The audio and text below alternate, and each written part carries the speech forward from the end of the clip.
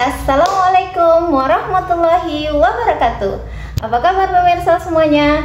Nah, kali ini saya akan membahas sebuah kisah yang lagi viral terutama di dunia, yaitu kisah Baby Jaylin. Nah, seperti apa kisahnya? Kita langsung saja masuk ke ceritanya. Jadi kisah ini bermula pada tanggal 6 Juni 2023 di Ohio, Amerika Serikat. Nah, ada seorang ibu yang bernama Crystal Candelario tega meninggalkan bayinya yang masih berusia 16 bulan yang bernama Jaylin Candelario di playpen di dalam rumahnya sendirian tanpa pengawasan siapapun. Sebelum kita lanjut ke pembahasannya, kita bahas dulu nih, siapa sih si Crystal Candelario ini? Nah, jadi Crystal Candelario ini seorang ibu yang berusia 32 tahun. Dia tinggal di dekat Lorraine Avenue and West 97th Street di Cleveland, Ohio, Amerika Serikat. Nah, si Crystal ini tinggal bersama kedua orang tuanya dan dua orang anaknya.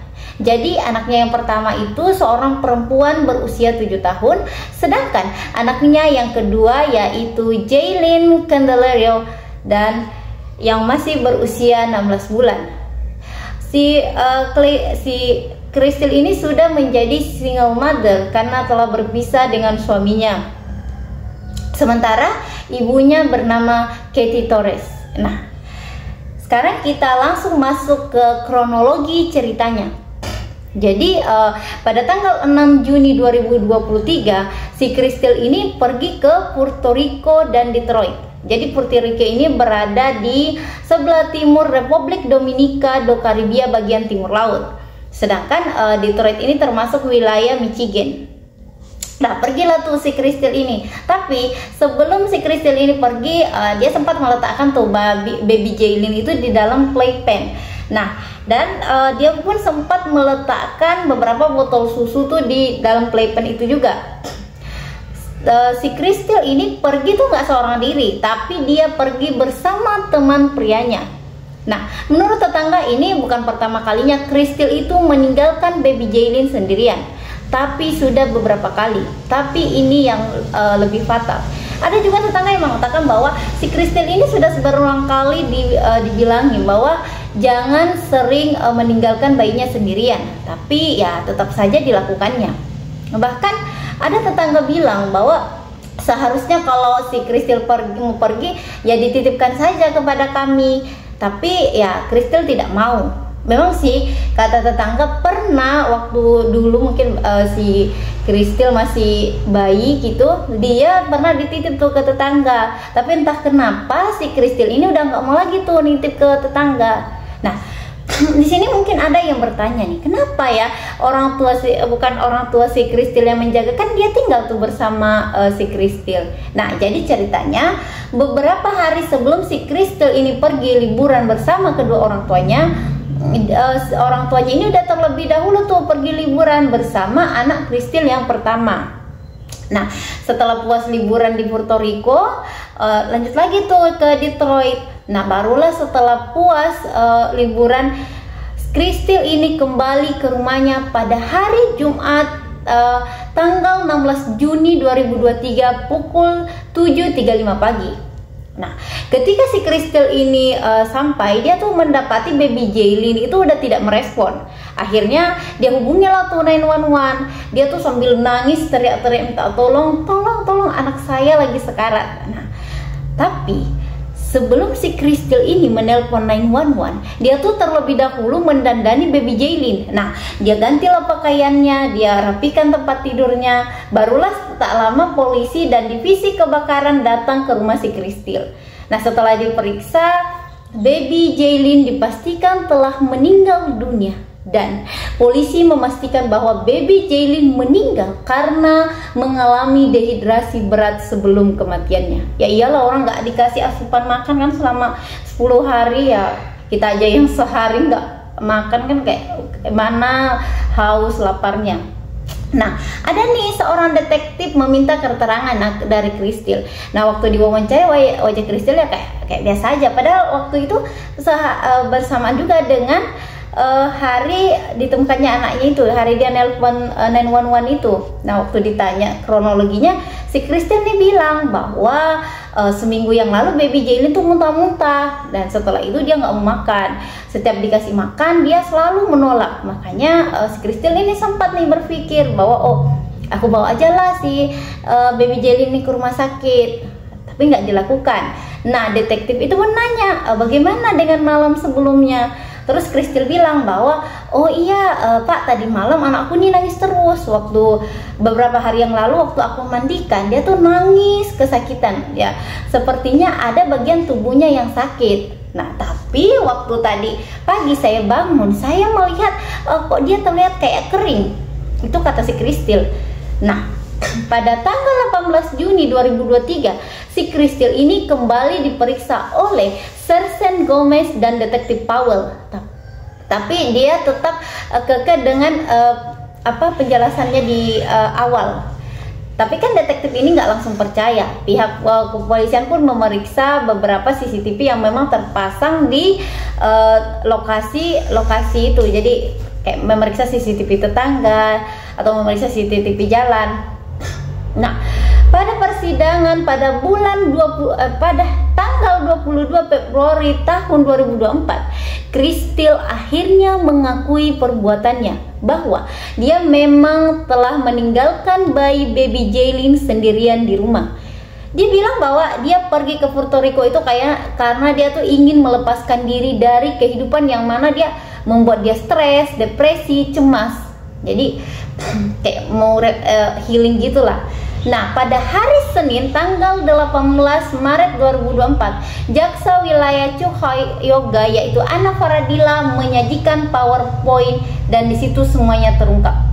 Jadi di situ dijelaskan bahwa di sosial media Kristil yang dia unggah 3 hari setelah dia meninggalkan baby Jaylin sendirian di rumah, di foto itu menunjukkan senyum Kristil yang penuh kebahagiaan, dan dia juga berpesta bersama teman-teman di Puerto Rico, sementara bayinya sedang berjuang hidup di rumah sendirian.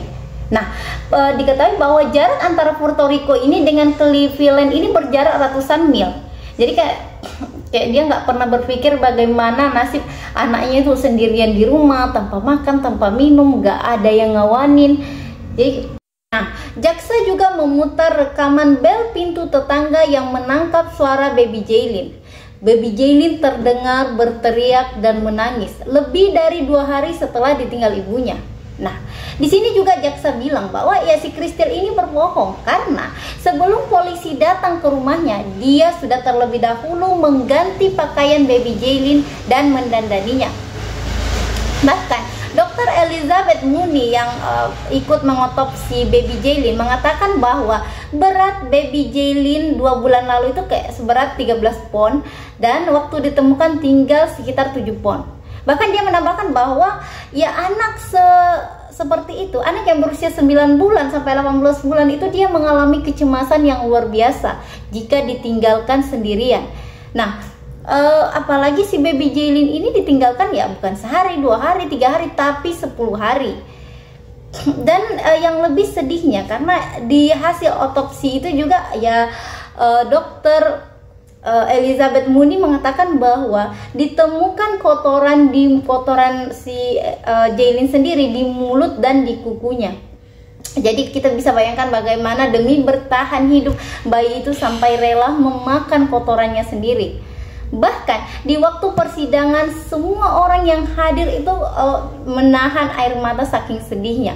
Apalagi kan menurut tetangga bahwa baby Jaylin ini termasuk anak yang periang. Nah, di tanggal 18 Maret 2024 semalam nih, hakim akhirnya menjatuhkan hukuman penjara seumur hidup tanpa ada kemungkinan bebas bersyarat pada Kristil Candelaria. Bahkan menurut jaksa, ya meskipun waktu itu si Kristil sudah mendandani baby Jaylin ini seperti yang saya bilang tadi, tapi itu tidak bisa menyembunyikan kengerian yang dialami oleh bayi malang itu. Bahkan saat diotopsi, apa namanya, kulit Jaylin itu tetap di tempat saat dicubit, dan itu menandakan bahwa dia menderita dehidrasi parah. Bahkan dokter Elizabeth sampai bilang bahwa ini adalah kasus yang paling mengerikan yang pernah dia alami sepanjang dia berkarir. Di kesempatan yang sama, jaksa Anna Faregila mengatakan bahwa Jaylin itu terletak di kasur playpen yang dipenuhi dengan feses dan urin. Dia juga mengatakan bahwa ya hewan aja tuh bisa menjaga anaknya dengan baik, sedangkan ini manusia kok kelakuannya segitu sadisnya. Ya, memang dia nggak mau nyakiti secara fisik, tapi kan dia tindakannya itu membuat anak ini menderita fisik dan mental, ya kan. Nah, sekarang kita masuk dengan bagaimana pendapat dari orang tua Candelaria, Crystal Candelaria. Nah, di persidangan ibunya Crystal, yakni Katie Torres, mengatakan bahwa ya putrinya ini telah berjuang melawan masalah kesehatan mental yang dialaminya. Dan ketika putrinya berhenti mengonsumsi obat, maka itu akan memperburuk depresinya. Jadi ya itulah sebabnya dia bisa saja mengambil keputusan yang tidak tepat. Dan dia mengatakan bahwa sebenarnya dia nggak tahu apa-apa tentang kejadian ini. Ayahnya pun menambahkan bahwa ya keputusan yang diambil oleh anaknya itu tetap salah, tapi dia tetap memberikan dukungan moral untuk putrinya tersebut. Nah, hal senada juga disampaikan oleh kuasa hukum Crystal. Ya, dia bilang kurang lebih gini, nih si Crystal ini kan mengalami masalah kesehatan mental, terutama saat dia berpisah dengan pasangannya tuh. Nah, selama ini dia berjuang tuh untuk kedua putrinya. Jadi dia meminta agar hakim mempertimbangkan keputusannya. Tapi hakim tetap menjatuhkan hukuman seumur hidup tanpa pembebasan bersyarat. Nah, saat diberi kesempatan untuk berbicara, si Crystal mengatakan jika dia tiap hari selalu berdoa kepada Tuhan, dan dia percaya bahwa si baby Jaylin ini telah memaafkannya. Dia mengatakan bahwa saya tidak membenarkan tindakan saya, tapi tidak ada yang tahu seberapa besar penderitaan yang saya alami. Tapi berbagai pihak mengatakan bahwa Crystal itu nggak seperti orang yang sedang depresi. Buktinya dia terlihat dari foto-foto yang diunggahnya. Nah, dia tuh terlihat senang, bahagia, dan sepertinya tidak ada beban gitu. Itu menurut sebagian yang melihat gelagat dari Crystal. Tapi keadaan sungguhnya kita nggak tahu ya. Nah, Hakim Pengadilan Permohonan Umum Kabupaten Cuyahoga yaitu Brendan Sheehan itu mengatakan dengan tegas bahwa kau Crystal, kau telah tega meninggalkan anakmu sendirian di rumah di dalam playpen tanpa kau biarkan dia keluar dari playpen itu atau dari sel itu.